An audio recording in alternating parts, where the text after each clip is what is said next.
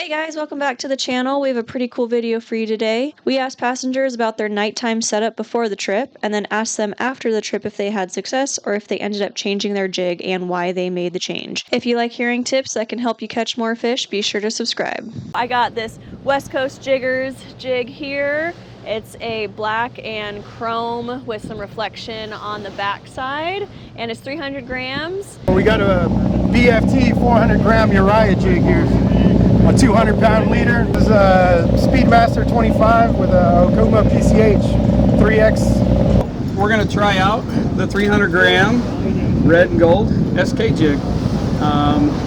They've been biting on the smaller profile jigs as of recently, so we think this is going to be money. These are the hooks that came with the SK. They have sworn by them, and we've actually caught a few with the SK this year already, and they've done really well. So this will be the one I'm probably using because we're going for the big ones this trip. This is my 100-pound jigging setup. I love this West Coast jig. It's been very productive this year. It is a 350. Gotta have them. I like to just run them on the bottom as suggested by Steve. I'm actually using a Mustat. It's a 300 gram. It's they call this one the Betty Boop. And as you can tell, this one has been bit. The fish I found are not using it. They're not liking an upper hook. They are more desirable just having two hooks at the bottom, going different directions. I like to do top and bottom single hooks. When you have like two hooks, top and bottom, you kind of cover in the whole jig. Well, I'm gonna fish my SK jig, 250 grams with a classic color, 120-pound top shot. I'm a Viper rail rod. My Metallica 20. Getting ready for the night for some action.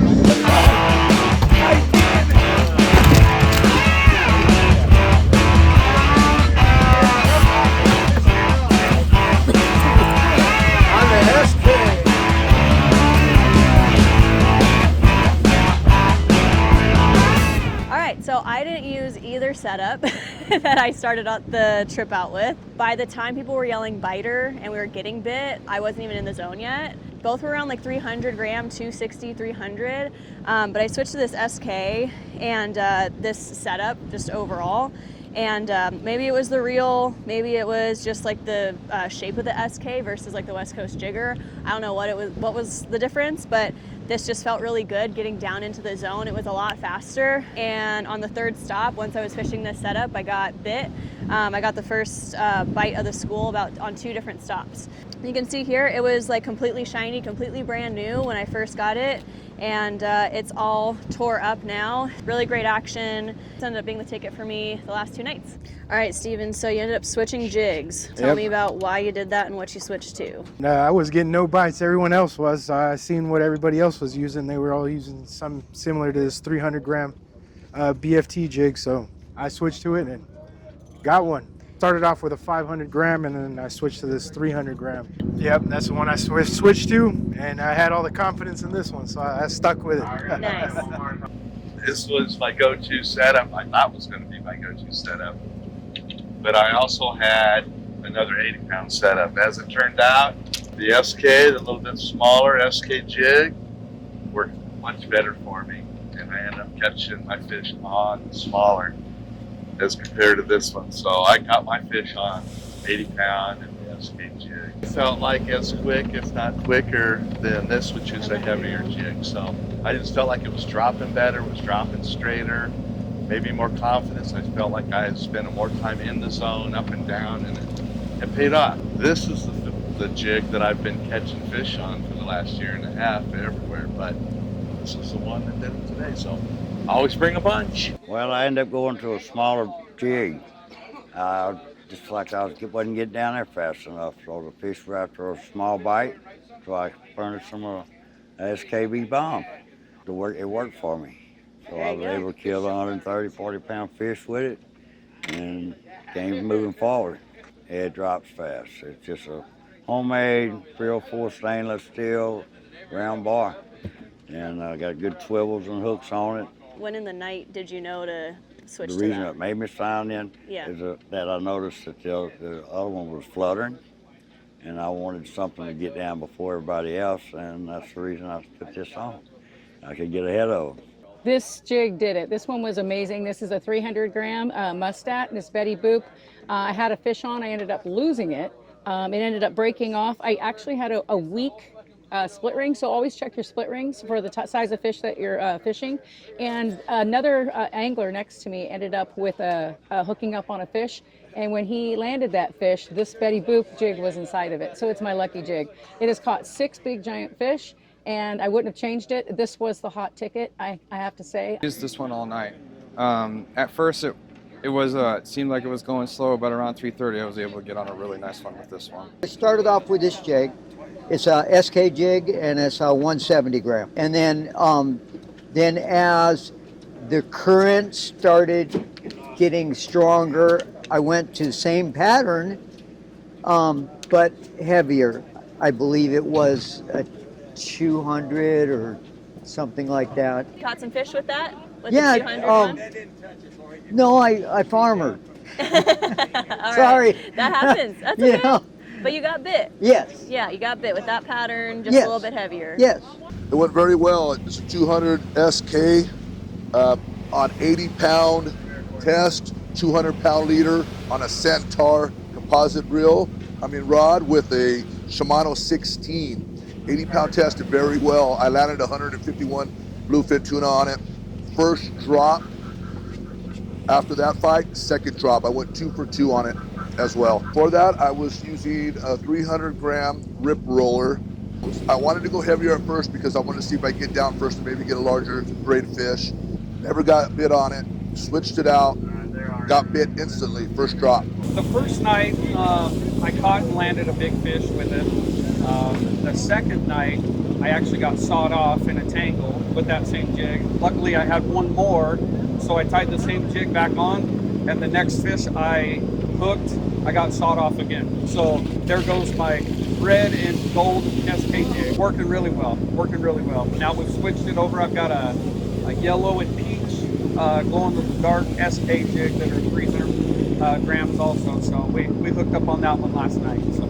First thing I did was grab my jig and set up, and I dropped down, and it got bit instantly. So I stick to it, and I was using the 350 HD West Coast jigger, and then got bit almost in every drop. Get to the zone, and it would be happening. They get scared once they see a small rod. They all call it a spaghetti rod, but once they see it in action, they know what it's about. And this thing is made to pull on big fish. You know, it's just you and the fish, and then the reel, of course, is doing the job. Yeah, that's what I started off with, and she's actually caught me fish before. And when everyone was setting up and they had their new shiny jigs, I had a pocket full of new shiny 300 gram, 350 SK jigs too. But I said to myself, why don't you put on something that works? She felt good last time, and so I've kept her, and this is what I call all my fish on. This is a 300 gram rip roller that was originally a Dorado color. And I originally had a treble hook down here at the bottom, single hook, and I followed Steve's advice the first time by taking off the top hook, which made it a lot easier to pull in. And then what's funny is I had a conversation with one of the other guys and said, hey, you know what, maybe I should put another trailer hook on top.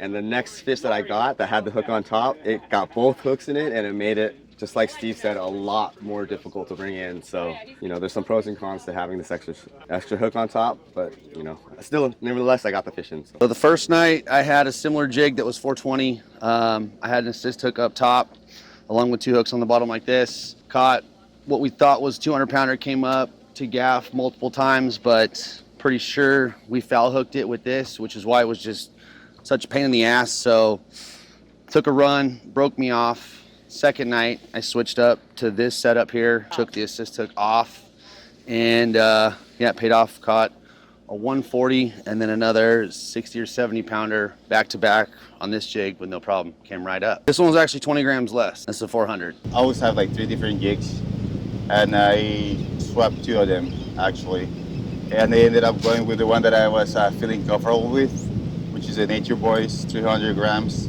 Reason, I was getting hit on my HD West Coast Jiggers 350, on my HD West Coast Jiggers 250, and also on the KB 300 grams. But for some reason, fish wasn't sticking. I was getting hit left and right, and then that got to my head for a second. So I decided to go to what I always feel confident with. This guy had killed. some fish, as you can tell, and it worked.